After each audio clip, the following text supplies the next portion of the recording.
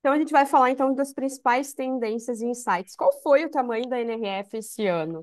39 mil pessoas passaram por lá entre feira e palestras, né, e congresso e eventos. A gente teve mais de 1.000 expositores, mais de 180 palestras, 100 países participando, e essa feira acontece há 114 anos, né? E acontece lá na cidade de Nova York, só para contextualizar vocês do cenário. Eu participei de 23 palestras nesses 10 dias que a gente ficou lá, 15 dias que a gente ficou lá. Eu participei de 23 palestras, 3 workshops, 2 eventos de networking, mais de 25 visitas técnicas. Isso gerou de conteúdo mais de 1.500 fotos e vídeos e mais de 1.000 páginas de PDFs gerados. A gente tem aí as visitas técnicas, a gente foi na Tesla, no Google, na Dyson, na IBM, na Crate Barrel, na Nike, na Uniqlo, na Petco, na Balenciaga. Então, a gente foi em diversas marcas incríveis para aprender o que que a gente pode ter de insights a partir daqui. Eu sou Fabi Nunes, sou capitã da NAU 25, quem ainda não me conhece, que é o primeiro evento da NAU, seja muito bem-vindo. A gente é uma escola de desenvolvimento de líderes, nós somos especialistas em desenvolvimento de líderes do varejo e da indústria. A gente tem 7 anos de mercado, já treinamos mais de 43 mil líderes, mais de 300 marcas atendidas, 7 anos de mercado e mais de 30 especialistas que trabalham conosco aqui, né? Hoje tá a Ju, tá o Thiago, tá a Giovana Strano, então são pessoas são da nossa tripulação.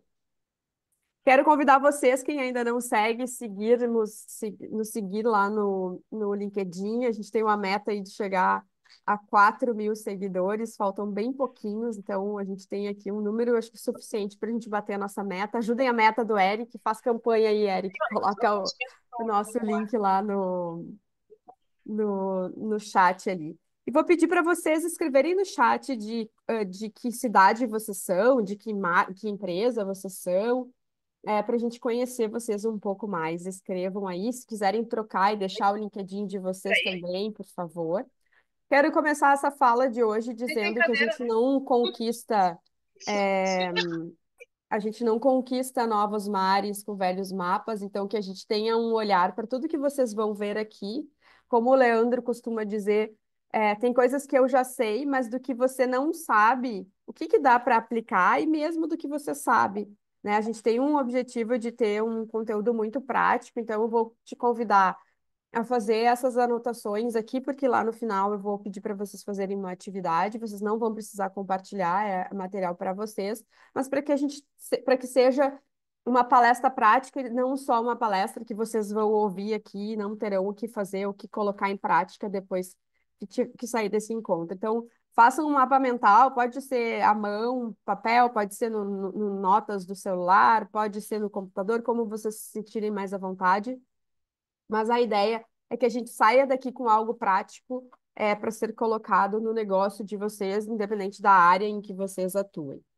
Quais foram os 5 principais temas que a gente consegue falar aí em uma hora, né? Eu dei uma diminuída, inclusive, no conteúdo, mas em uma hora, quais são os 5 principais temas que eu percebo que a gente deve falar, né? Primeiro, loja física, conexão humana para contextualizar. Depois, inteligência artificial é a próxima revolução, sem sombra de dúvida, né? Daqui a 5 anos, trabalhar sem inteligência artificial, eu não vou nem a 5 anos, daqui a 3 anos, a gente trabalhar sem inteligência artificial é a mesma coisa que a gente trabalhar sem internet, então não tem como, né? O impacto disso é um atraso muito grande nas pessoas, nas marcas, na operação, no dia a dia. Então, eu vou falar disso mais para frente. Vamos falar de geração alfa, né? A geração tão polêmica que vem mudando o mercado de consumo e também o mercado de trabalho. Autenticidade de marca, que é o meu primeiro resumo de 5 horas. Eu excluí, eu não vou falar aqui. Mas para ter autenticidade de marca, a gente precisa ter cultura forte. E ter cultura forte, a gente precisa de gente. Então, está muito ligado com o que a gente vai falar aqui, mas é um pouco mais ligado à área comercial. E times e líderes, é isso que a gente vai falar nessa uma hora. Começo falando aqui, então, que varejo é esporte de time. Essa frase do Franklin Bracken, que é vice-presidente executivo e diretor comercial da Foot Locker, que é uma marca de varejo de tênis, uma marca grande americana de varejo de tênis. E eu amei essa frase, porque esse ano, mais do que o ano passado, eles falaram mais de gente, mais de time, mais de liderança, mais de mentor. Mas essa frase, para mim, e uma outra que eu vou mostrar mais pra frente, são as que eu amei, assim, porque eu acho que a gente não consegue fazer nada sozinho. No varejo, mais ainda, né? Aqui a gente está falando específico de varejo. Então, a gente não consegue fazer nada sozinho, e no varejo, menos ainda, pela velocidade em que o varejo hoje precisa que tenhamos. Eu vou falar primeiro de loja física para dar uma contextualizada no que a gente viu de principais tendências. Então, loja física se falou muito de ser um lugar de conexão humana, um lugar de experiência, slow retail, retailment, que é varejo com entretenimento, circularidade, sustentabilidade, inteligência artificial, personalização, comunidade, serviço e unified commerce. Então, esses foram os principais pontos que foram falados sobre, junto com loja física. E aí, aqui, falando de gente, loja física, eu destaco o Conexão Humana.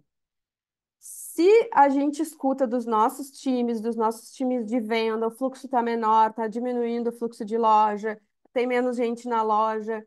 E aí, essa foto, eu estava passando na rua com o Leandro e estava menos 13 graus esse dia, essa era a temperatura. E tinha fila de mais de 50 pessoas para entrar, numa loja lá na Times Square. Então, se está diminuindo o fluxo de loja, se estava menos 13 graus, né? Não tem gente porque está chovendo, não tem gente porque está frio, não tem gente porque está muito quente. Então, isso acabam, às vezes, sendo bengalas do nosso time usado, né? E, de fato, isso impacta, e não só o clima, mas as bets, não só as bets, como o online, o e-commerce, mas como que essa loja conseguiu fazer? Uma fila na rua de clientes para serem atendidos, e não eram brindes que eles estavam dando, porque a gente foi na vitrine olhar. Se tem algo lá dentro que faz ter uma fila de mais de 50 pessoas e que dura algumas horas, porque a gente foi e voltou e essa fila continuava, é a gente entender o que que a gente precisa fazer para chegar neste nível, né? De ter fila, nas nossas lojas.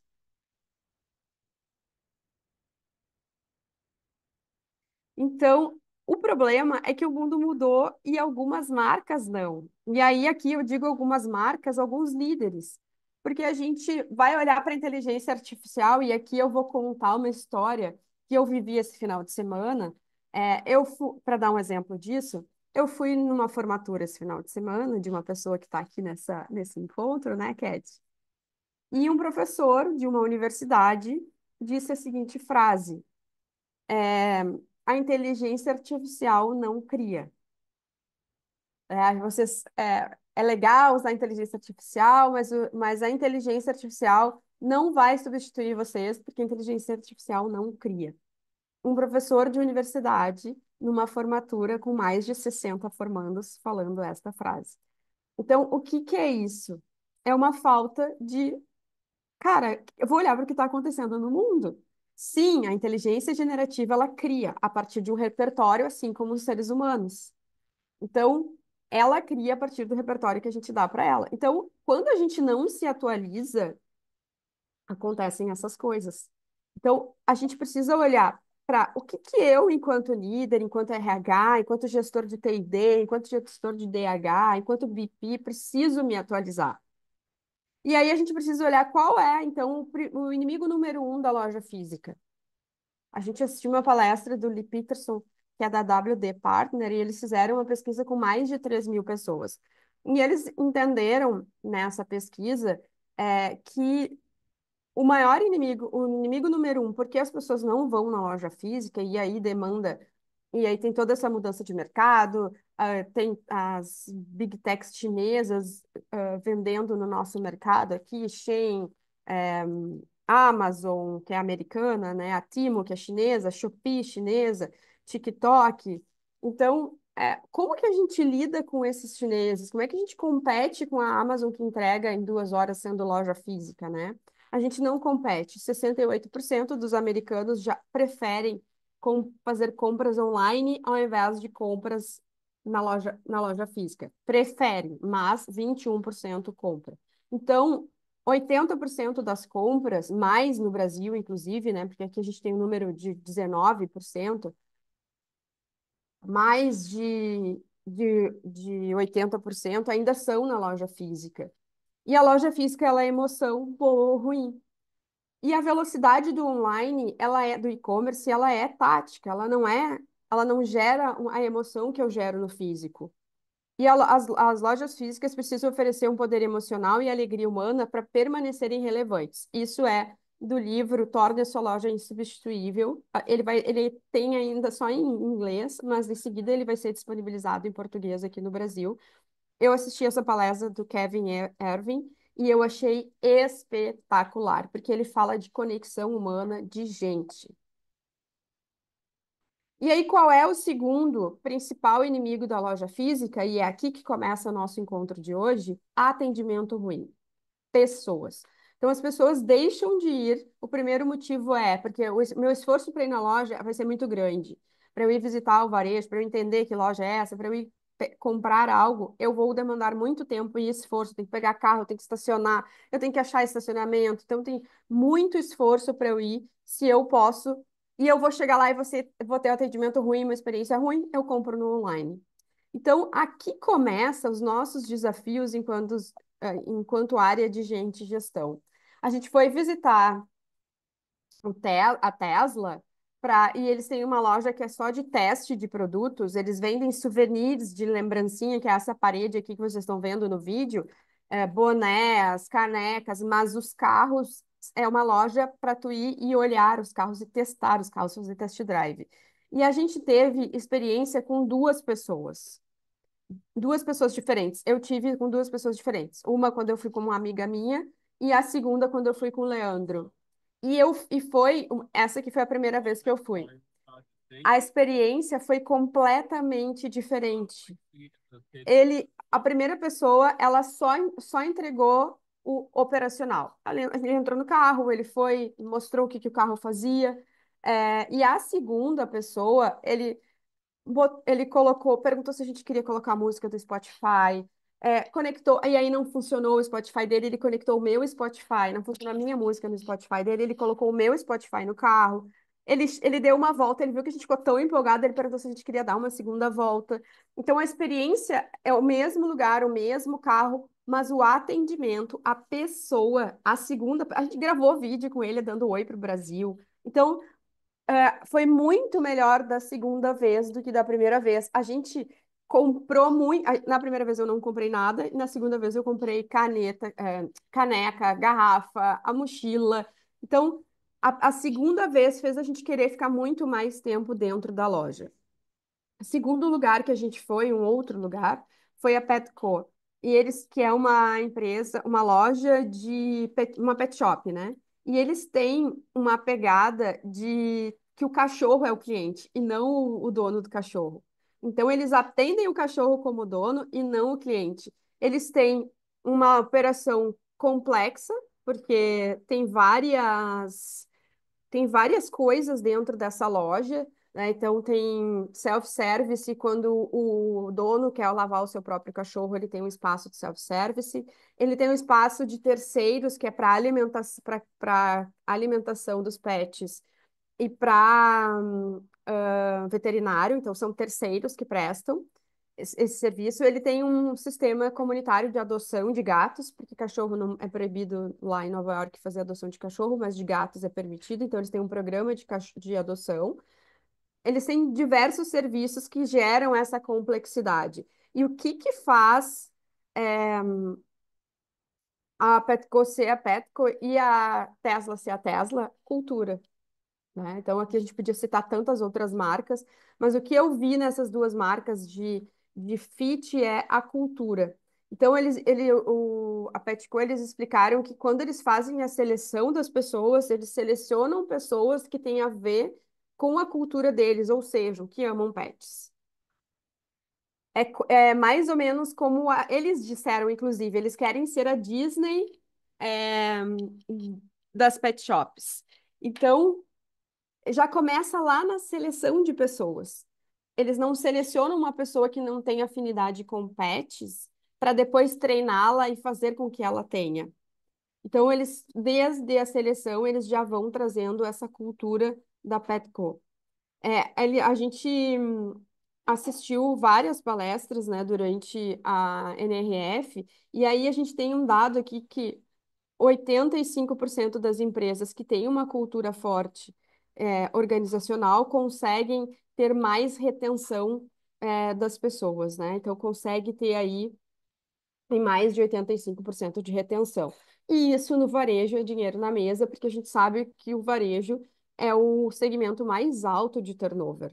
Então, a gente tem aí o turnover mais alto dos segmentos é o segmento de varejo. Acho que está meio parelho com tecnologia, mas continua sendo aí um dos principais segmentos de turnover com marcas tendo 40, 50% de turnover. E aí, 50% de turnover, em 2 anos, tu tem 100% do teu time quase que modificado, né? Então, a gente trabalhar a cultura forte, e isso passa por diversas etapas e diversos pilares.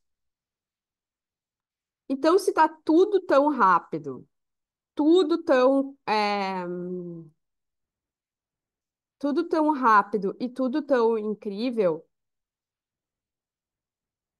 a gente pode dizer, né, que tem essa frase do Thomas Mann que foi usada, inclusive, pelo Lee Peterson, né, uma grande verdade é uma verdade cujo oposto também é uma verdade. Então, se eu tenho uma verdade absoluta, que está tudo tão rápido, tudo tão incrível, tudo tão dinâmico, tudo no e-commerce, tudo inteligência artificial, o oposto disso também é válido, né, que é o slow retail que está surgindo muito forte nos Estados Unidos que é, eu preciso acalmar o meu cliente que está entrando na loja.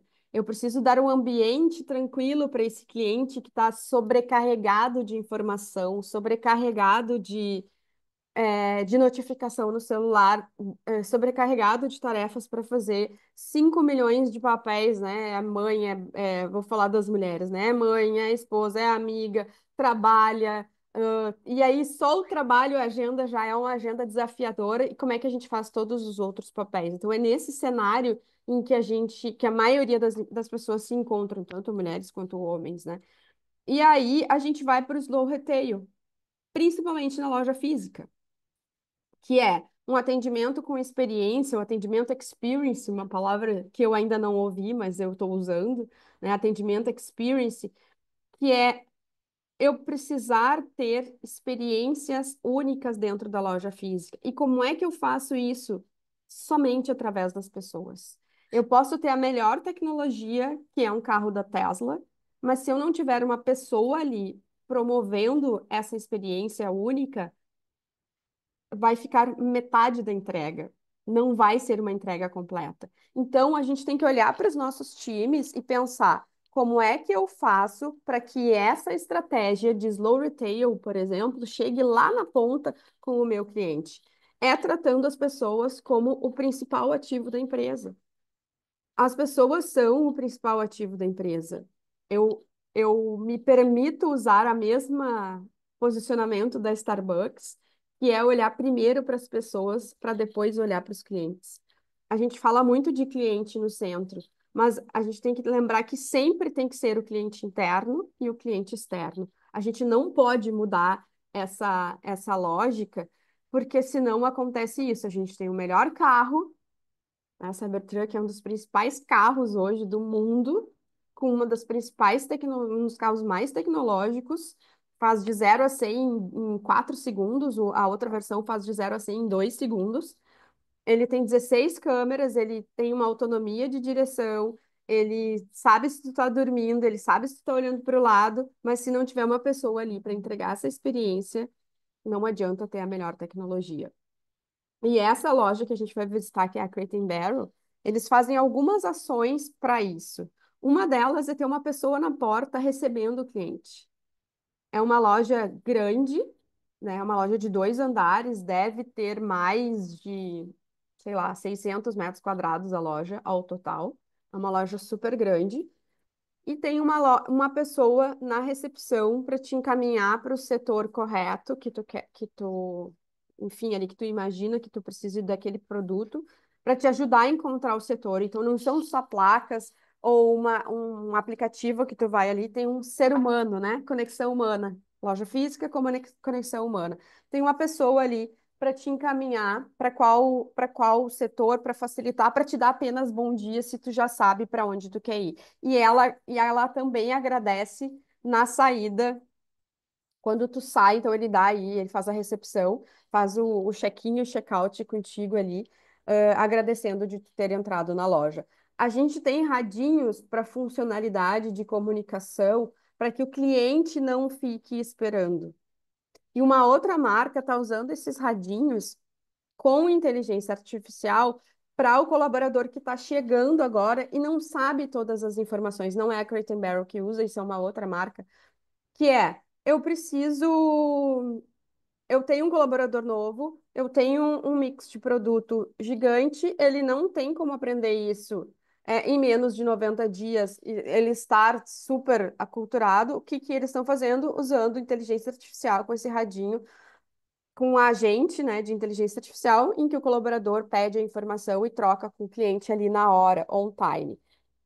Ao invés de só ele fica aqui esperando um pouquinho, que eu vou lá saber, vou chamar alguém que saiba essa informação não é comigo, que são todas as razões pelas quais a gente desiste de comprar, né? São algumas das razões pelas quais a gente acaba desistindo de comprar. De novo, citação do Kevin Irving, que é Momentos de Fogueira unem pessoas de maneiras poderosas, que é o livro lá, Como Tornar a Sua Loja Irresistível. E isso serve tanto para público externo quanto para público interno, porque a gente se puxa para fazer isso para clientes externos e para o cliente interno, a gente está fazendo.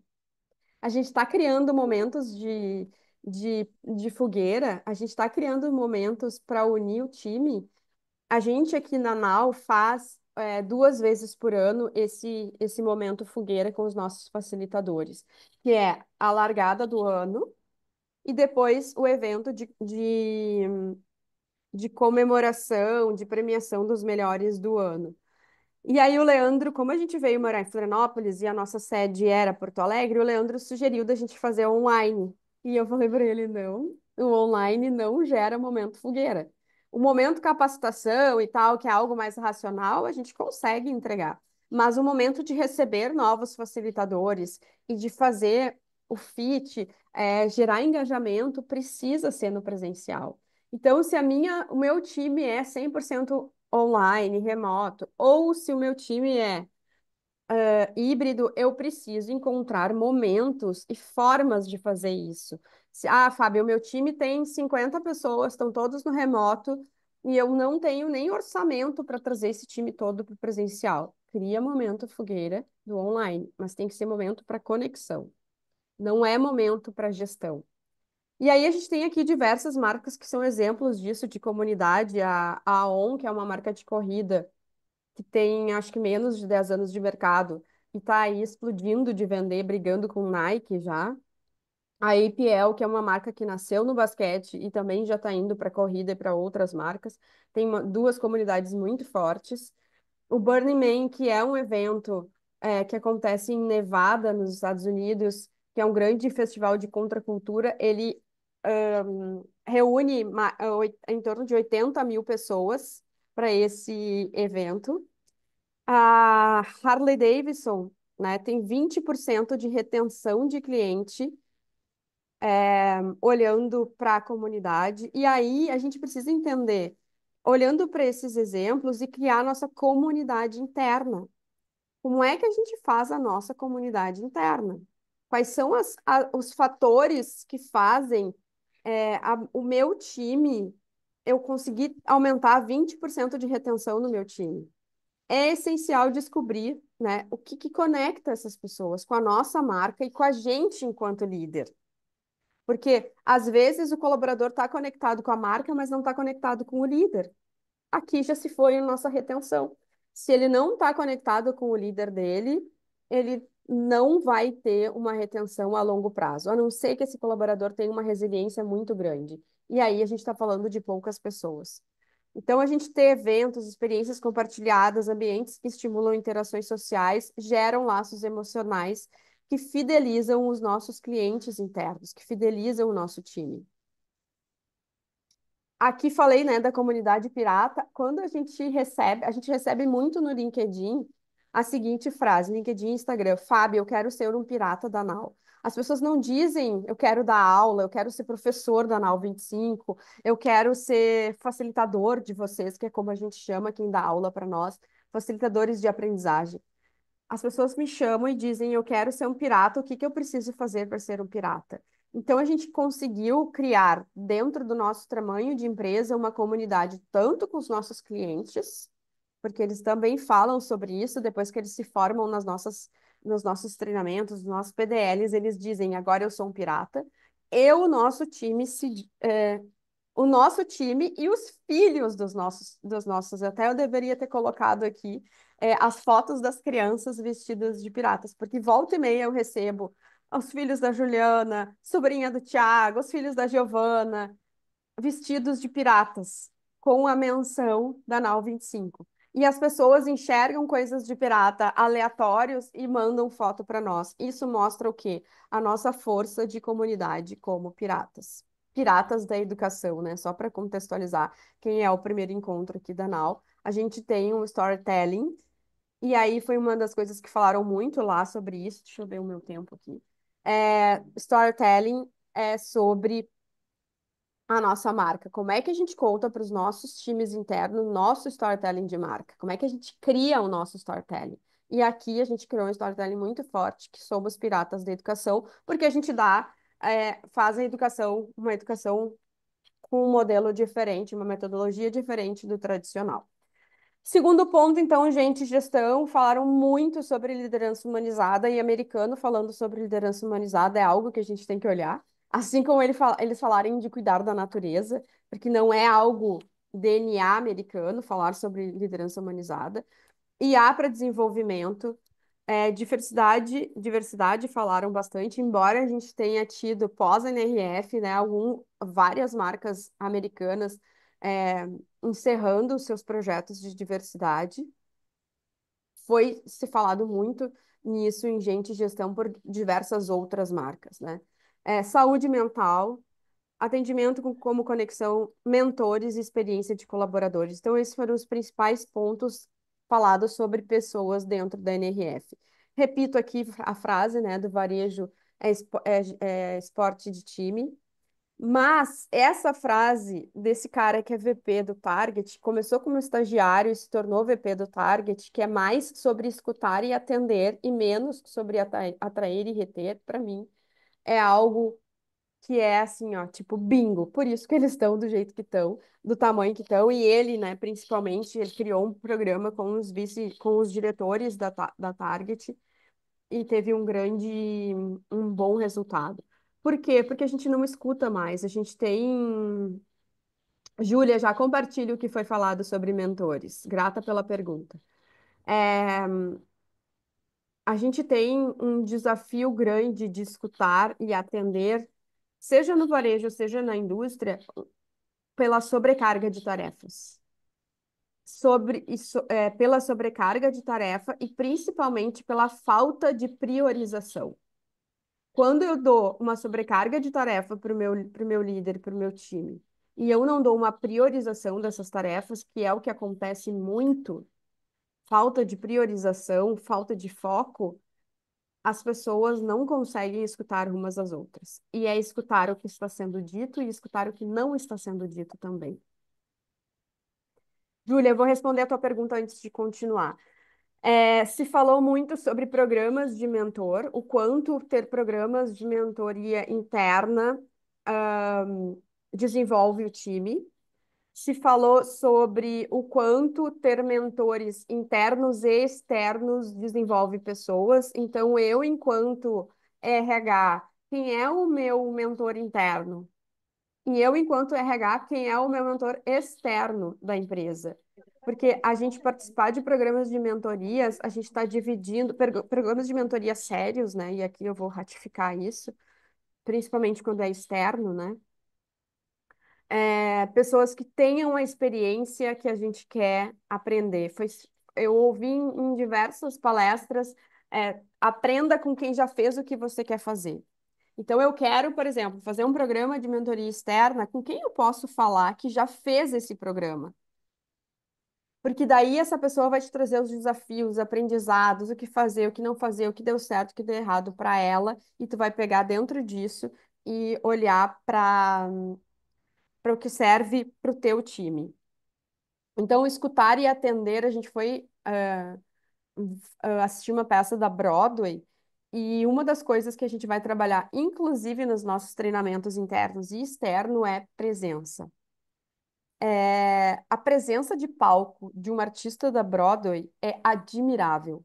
Ou seja, ele tá na aula, ele tá no feedback, ele tá no treinamento, ele tá com o cliente, ele tá ali presente. Ele não tá com o celular olhando o WhatsApp, ele não tá no computador olhando outra coisa, ele não tá dizendo, fala, fala aí, vai falando que eu tô te ouvindo. Então, a gente exercitar essa presença faz toda a diferença no engajamento do nosso time e no engajamento dos nossos projetos, por exemplo, né? Então, se eu quero que alguém seja engajado comigo, eu preciso estar engajado com esta pessoa também. O engajamento é uma via de mão duplas. A Debbie Rawl, da CTO da Starbucks, ela foi para falar sobre tecnologia e ela terminou a fala dela dizendo: Eu sou tão apaixonada por pessoas do jaleco verde quanto por inovação. Tudo começa e termina com colaboradores da ponta. Então, não adianta, eu vou voltar lá na Tesla, não adianta ter a melhor tecnologia se a gente não tem uma pessoa lá na ponta que entregue isso e se a gente não tem um líder que acompanhe essa pessoa.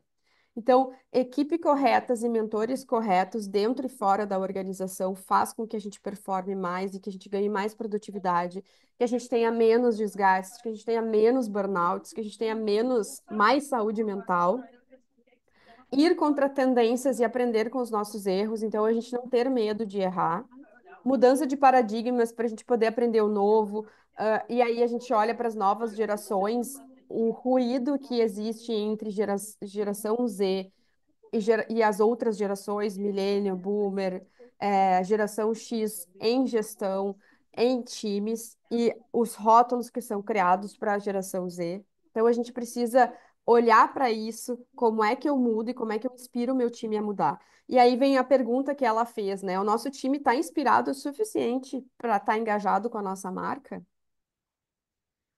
E isso é papel do líder. E aí, a gente, enquanto DH, RH, tem que trabalhar isso. Sai o líder e entra o líder mentor. Então, respondendo, complementando a pergunta, Júlia, os líderes, eles não podem ser só líderes, eles precisam também ser mentores. Porque ser mentor é diferente de ser um líder.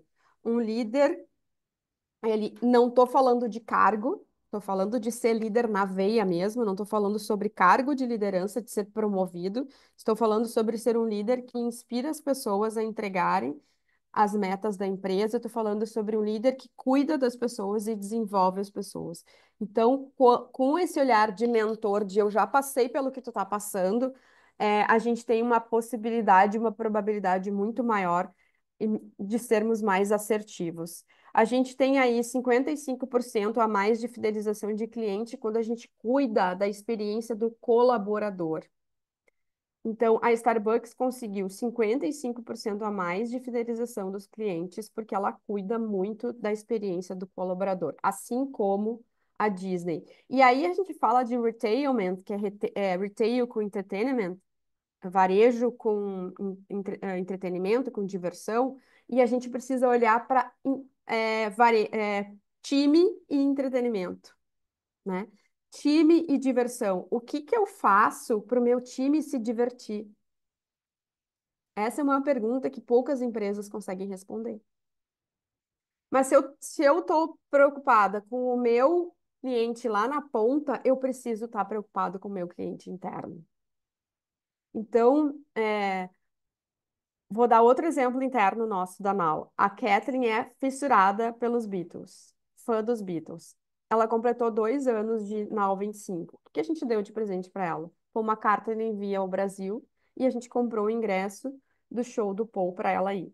Isso é pensar na diversão dos nossos colaboradores.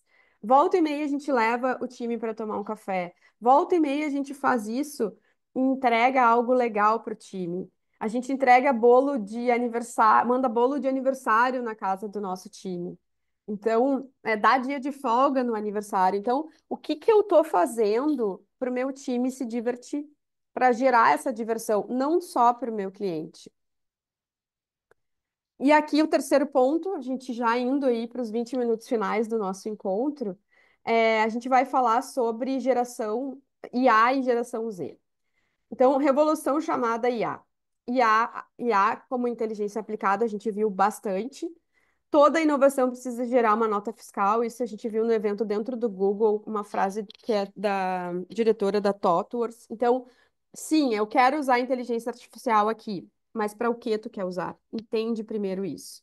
Né? A IA não se trata de substituir humanos, mas de amplificar nossa capacidade de criar experiências únicas. É a frase da Azita Martin, que é VP do varejo da NVIDIA, que é a marca que faz os softwares para OpenAI, que é a dona do GPT.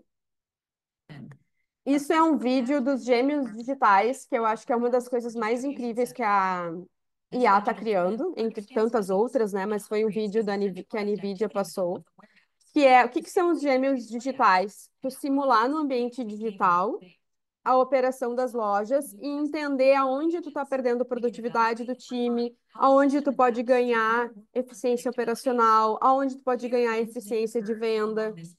Então ele simula, ele pega os dados das lojas e simula isso dentro do ambiente digital e te traz esses resultados. Então isso pode ser feito em sites, pode ser feito em loja física, pode ser feito em CD de distribuição, logística, simulação de layout de novas lojas.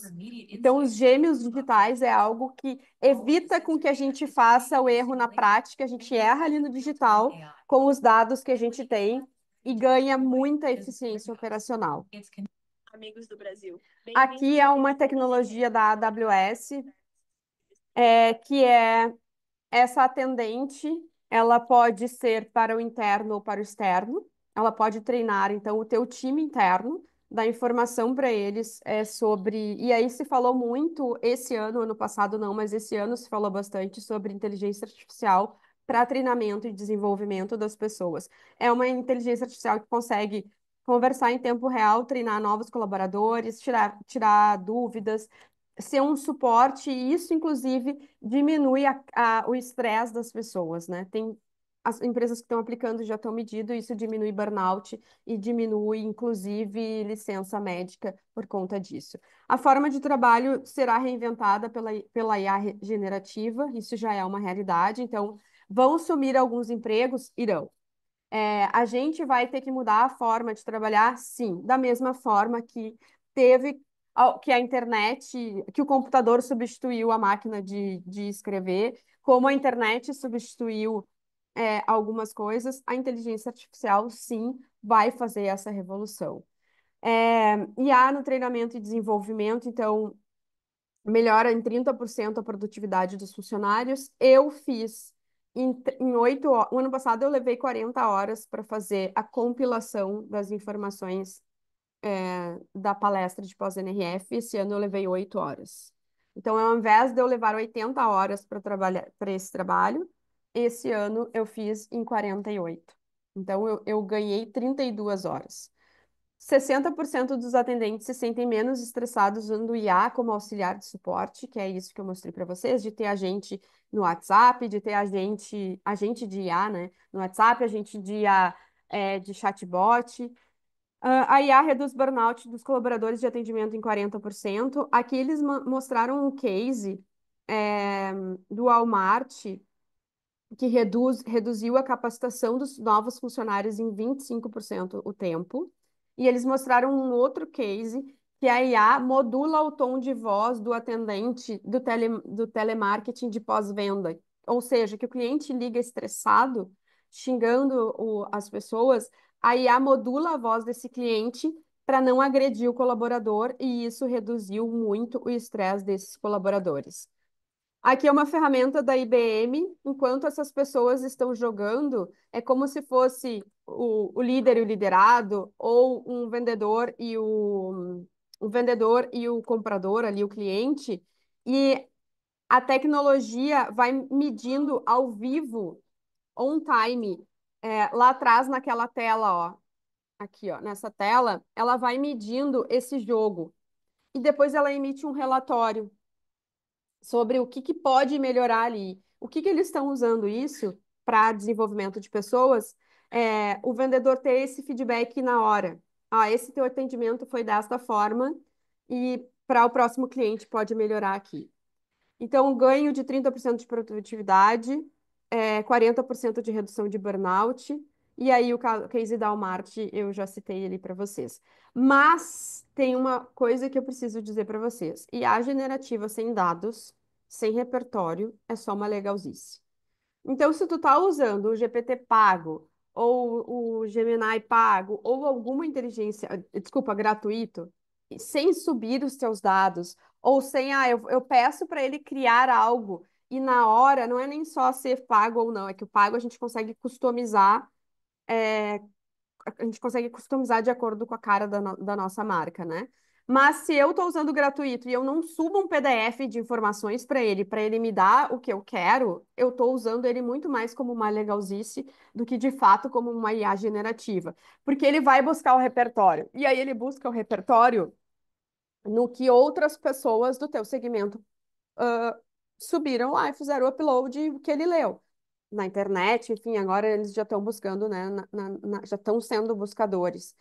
Então, a gente precisa subir as nossas informações nessa inteligência artificial para que ela de fato funcione. E a gente precisa, primeiro de tudo, começar a usar, testar. E aí perguntaram para a Zita por onde começar, né? Foi a última pergunta que fizeram para ela, tá, Zita, mas por onde eu começo? E ela trouxe esses 5 pontos. Primeiro, mudança de mentalidade, ou seja, isso é só mais uma modinha, tipo o metaverso que não vai pegar. E fica resistindo contra e não testa.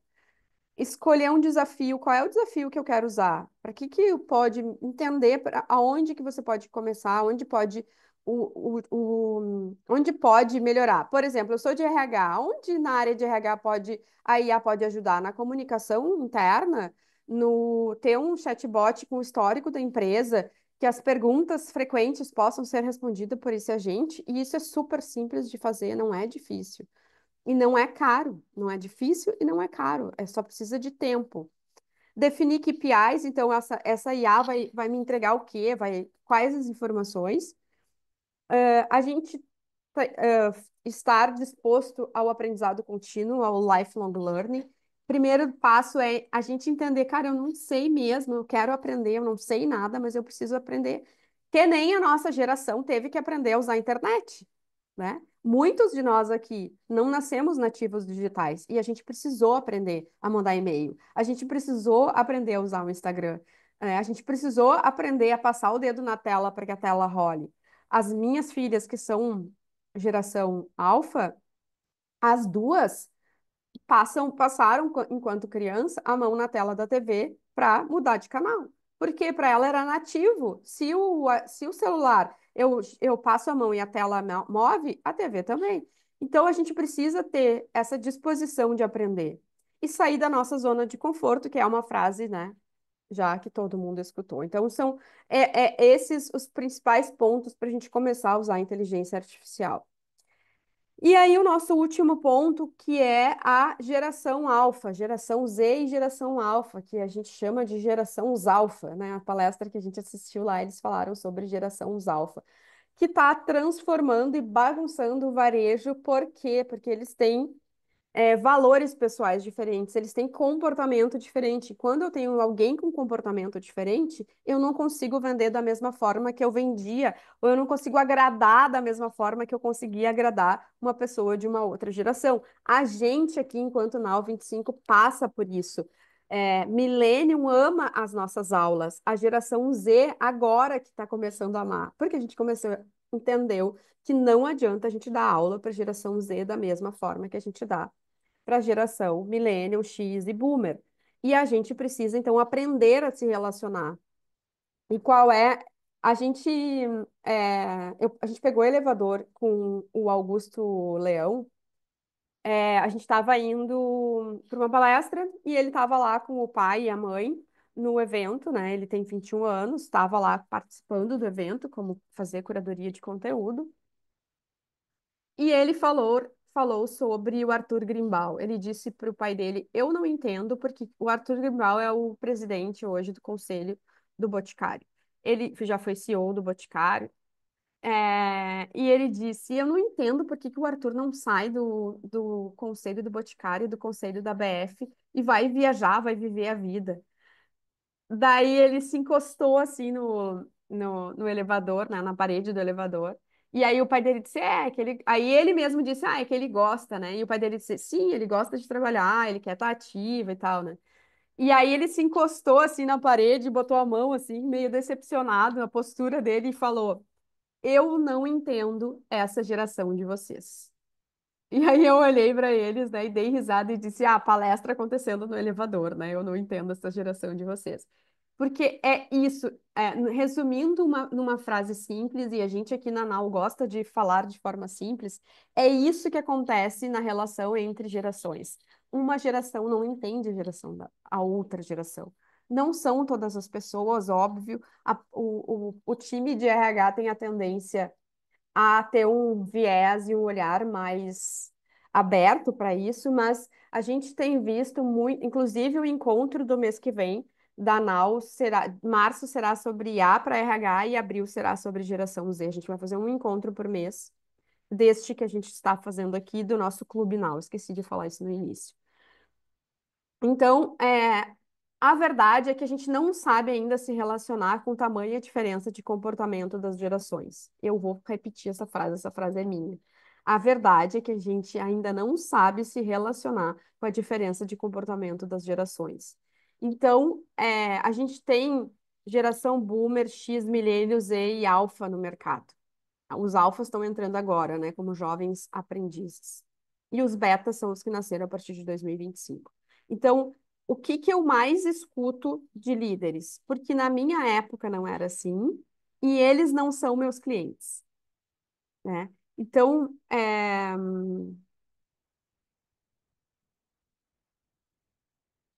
eu tenho um ano de experiência em AT. Vocês recomendam algum curso, alguma plataforma essencial para quem quer retomar a atração de talentos? Existe oportunidade voluntária diária?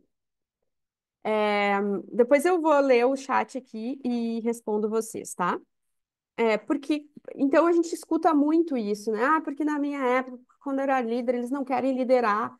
E não é isso. A gente de fato não aprendeu ainda a entender essa diferença de comportamento entre as gerações, e a gente tem que se propor a isso, a pensar, é uma geração diferente. Quando eu começo a pensar isso, não sei o que, não anda, não vai, não sei o que, eu penso, é geração diferente, eu preciso me comunicar de forma diferente. E a gente tem hoje no mercado uma liderança multigeracional. A gente tem 10% dos líderes no mercado do Brasil de geração Z, 35% Boomer, 30% X e 25% Y. Então, pensa como são os conflitos de geração, de forma de pensar. Lá na NRF tinha uma menina que estava me falando, dividindo comigo os desafios dela com uma colega. E eu falei, uma das coisas que está acontecendo aqui é diferença de gerações. Porque a tua geração é assim, a dela não é.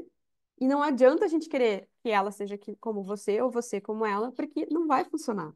A gente tem que pegar o melhor das duas gerações, fazer uma interseção e entender o que que é bom desta geração e o que que é bom dessa geração que está vindo, para que a gente possa, então, desenvolver, treinar, reter esses colaboradores. O que que é um resumo dessa geração, né? O impacto das lideranças e relacionamento com as empresas pela mudança de comportamento. Então, a gente está vendo que as empresas estão com desafio em reter geração Z. Primeiro, porque eles são uma geração que tem essa necessidade de mudança mesmo, e eles não vão ficar casados com as nossas empresas como as outras gerações ficaram, né? Ficar muito tempo dentro da empresa, eles de fato querem novidades. Em 2027, eles serão 27% da força de trabalho. Então, o meu time interno hoje tem duas pessoas geração Z e uma pessoa geração Boomer. E outras, uma X e uma Millennium. Olha a mistureba de geração que é. Então, a gente precisa entender como é que a gente se comunica. Uma ligação para o Ídio tem uma diferença de importância do que tem para a Catherine. Se eu ligar para o Ídio, ele vai se sentir importante. Se eu ligar para a Catherine, ela vai se sentir incomodada. Então, para eu poder ligar para a Catherine e para o Eric, eu tenho que mandar um WhatsApp antes perguntando: eu posso te ligar? Para o Ídio, não, eu posso ligar direto, porque são gerações diferentes. E a gente se relaciona e se comunica de formas diferentes, lidera e desenvolve de formas diferentes. Essa geração faz tudo no digital, eles preferem o trabalho remoto e híbrido, sim, preferem o trabalho remoto e híbrido. Eles gostam de comunidade e propósito, então se tu não consegue traduzir isso, qual é o propósito, qual é a comunidade da tua marca, vai ficar mais difícil criar vínculo com essas pessoas e mais difícil reter essas pessoas. Cultura do falar livremente, então ter ambiente de segurança psicológica e dar espaço para que eles falem. Hoje no Brasil já é uma população, a Alfa e a Z juntas já são uma população de 92 milhões de pessoas. A gente escutou do case da Starbucks, né, que adotou um modelo de gestão colaborativa com jovens talentos da geração Z, e eles aumentaram 35% o engajamento interno, 35% o engajamento interno, por trazer uma gestão de maior colaboração. Então, eles são multitelas, hiperconectados e hiperinformados, né? O que move essa geração? Possibilidade de descoberta. Eles são imersivos, então experiências híbridas no físico, no digital, para eles é tudo uma coisa só, não é o on e o off, como a nossa geração fala. Eles não têm isso.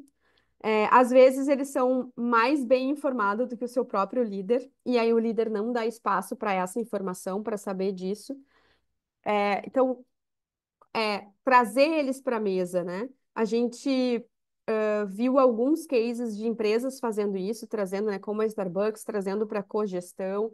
É, E aí a estratégia para engajar geração alfa, né? Então, o uso de dados, a PexSun trouxe um case como que eles engajam colaboradores da geração Z. Então, o uso de redes sociais e TikTok para comunicação interna e trocas de ideias, lives interativas, né, para permitir o feedback direto ali entre funcionários e consumidores. 70% dos jovens buscam empresas com propósito e transparência. Então, se tu não tiver propósito e transparência, que é ESG na veia, né? Geração Z prefere trabalhar com marcas que demonstram compromisso com sustentabilidade. Esse é o case da Claire's, que é uma marca que se posicionou para a geração Z. Eles estavam quase quebrando e se posicionaram para a geração Z e fizeram um boom. Então, a importância de entregar, eu adorei essa frase, a importância da gente entregar as chaves do varejo para essa geração e permitir que eles cocriem produtos que realmente desejam. Então, a gente trazer não só os geração Z interno, mas os externos para nos ajudarem. Né? Eu não estou conseguindo contratar ninguém. Faz um trabalho focal, de grupo focal de geração Z para entender a geração Z, como que eles gostariam de trabalhar no teu negócio, né? O que seria atrativo trabalhar contigo? E aí, então, resumindo aqui o que a gente falou, faltam 2 minutos para a gente terminar, e aí eu vou olhar as perguntas de vocês aqui. Conexão humana, então, cada vez mais, mesmo no mundo de inteligência artificial, no mundo onde inteligência artificial, autenticidade e conexão humana é o novo luxo, né? Geração alfa e Z e o mercado de multigerações. E a gente tem, então, esse olhar para a gestão de escutar mais, né, de engajar mais do que e ter o varejo como um time de esporte.